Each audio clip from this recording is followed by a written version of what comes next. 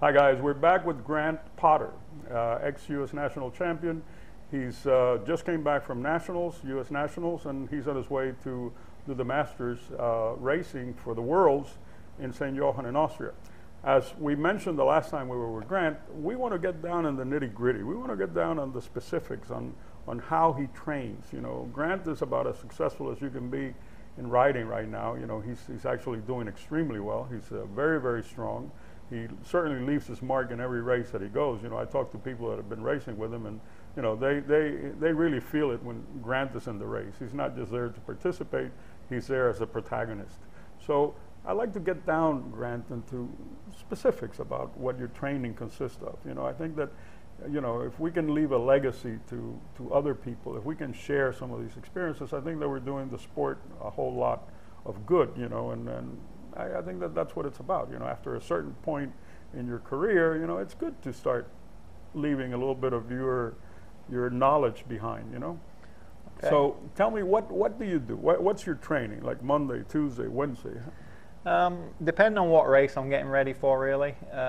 Winter time, obviously, I put in a really good base. I put in a lot of hours. Now, when you say a lot of hours and a good base, like how many hours do you do, and at what pace do you do it? Okay, I would build. I'll start out. I usually do a lot of actually power walking. Believe it or not, I go on the beach. As I really found that's helped me out a lot. I walk in the soft sand, and I'll do an hour and a half in the soft sand with my sneakers on, and just power as fast as I can in the sand, and it keeps the heart rate lower, but it's a really good workout. And then I'll build up to doing 10-minute running, and then 10-minute walking, and eventually just the whole thing running. I usually do that for the first month, and with doing only riding maybe once or twice a week. Right. Then I start getting into putting in hours. Like November, December? Or? Yeah. Usually December. Yeah, November, December, and then start picking up because it depends if I'm going to do races in January because it starts so early down here in Florida. But then I'll go up to about 20 hours on the bike and try and stay under 140 heart rate. Under 140? Yeah, just to get my base in. And then eventually, if I can, I'll be doing about 30 hours and keep the running going. Like what's your anaerobic threshold, for example, your lactic threshold? Around 420.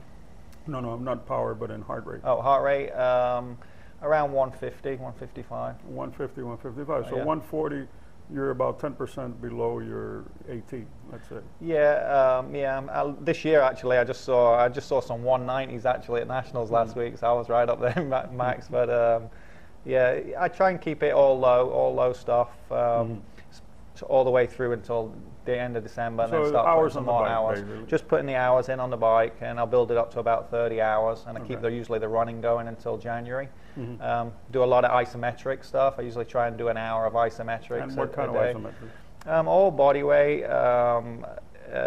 stuff. I use the walls a lot actually, and push arms and legs against the wall and do sets of 30, 3 sets of 30 on those. I do a lot of light weights. People laugh at me because I'm doing weights with 2.5 pound weights, but I think it really has helped me.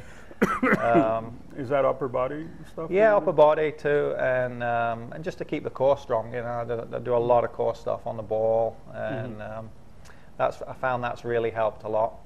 And then come January, I start picking up the pace a little bit, and then doing my certain workouts. Now, for sure, I ride easier than I've ever ridden. For years and years, every ride I did, I used to mash, and I just never seemed to get any stronger. And I've learned that a lot of the hard weekends, I usually come back on a Monday and ride under 100 heart rate. And people laugh. I might be doing 12 miles an hour, and then I'll do the same in the afternoon, and I ride an hour only. You're trying to do 2 rides a day? 2 rides a day, yeah. I always do 2 rides a day. And then I'll see my heart rate, and it's amazing how you recover. And if I start recovering Tuesday, then great, I'll start doing more miles. Wednesday, I always do a lot of miles. And then what's a lot of miles? Like I'll try and do 4 to 5 hours. 4 to 5 hours. And I usually break it up. I might do 3 in the morning or 2 or 3 in the afternoon. And do you usually ride by yourself? I do a lot of training by myself nowadays. I try and do a group ride once a week just to be sociable and you know, see your friends and have a good time. We have some super fast group rides in Florida. And then I race, as I say, when the season starts, start racing pretty much every weekend. And we have a lot of trips. That's basically part of your, or the core of your training is the racing itself. Yeah, criterium racing down in Florida. I mean, we have sometimes 3 races a week. I might do 2. Now, I remember years ago we used to have up to 4 races a week down here on Tuesdays and Thursdays, and then Saturday and Sunday. And you know, the rest of the time you just went easy. You know, I mean, you didn't have to train as such. You know, have an organized or set training schedule. If you can do the races, you know, that's the best training that there is. But then the important thing is to recover afterwards. You know, I mean, and that's the discipline, I think. Yeah, the recovery's yeah, for sure. And the older you get, it's the tougher. But I think racing too much, you'll never peak. And you know, you got to set your goals. But it's good to use the races for sure. Massage is really good. If you can get as many massages as you can, that's always the best thing. I agree with you, and that's something that in the United States people don't have that culture of the massage. You know, in Europe, most cyclists, you know, the massage therapist that they have is like, you know, part of the family. Yeah. I mean, they bring them with them wherever they go. If they go on vacation, sometimes they even bring the masseuse with them. I mean, it's literally part of the family. And it's expensive. You know, a lot of people, it's tough. I mean, this year I raced for Z Motion, and they've been super supportive. They helped me out, so that's been a great help.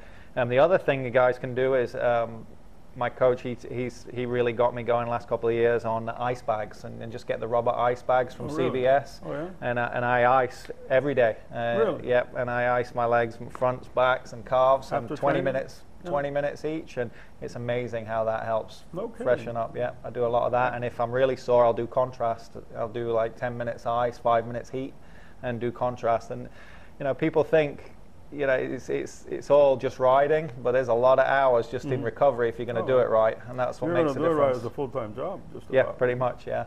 Now, do you do the icing after you come back from riding? Yeah. Take a shower and then do the icing? Yeah, have my protein shake and then my ice. Far out. Excellent. Well, I think that certainly gives us a lot of information. I mean, now how about intervals? Do you do intervals, or? I do. I do sets of intervals, and I do some hill repeats on the bridges. It's kind of hard down South Florida, but I train a lot in Claremont, and we've got some fantastic hills there. And that's really helped a lot. And do you actually do a lot of your training based on power or heart rate, or? For years it's been heart rate, and this last year I've been really starting to do power. So I'm learning a lot about that. And then you basically have a coach that analyzes your rides, and you send them the information, and he. Okay, great. Yeah. Well, great, Grant. I mean, I think that this is great information. I hope that you guys enjoyed it. I enjoyed it. I've been riding for 35 years. I enjoy learning what he's doing and how he's having success at it. So, thanks, Grant. Okay, very welcome. This is awesome. All right, thanks very much. Thanks, guys. We'll be back with you shortly with some more good information on Inside Pro Cycling TV.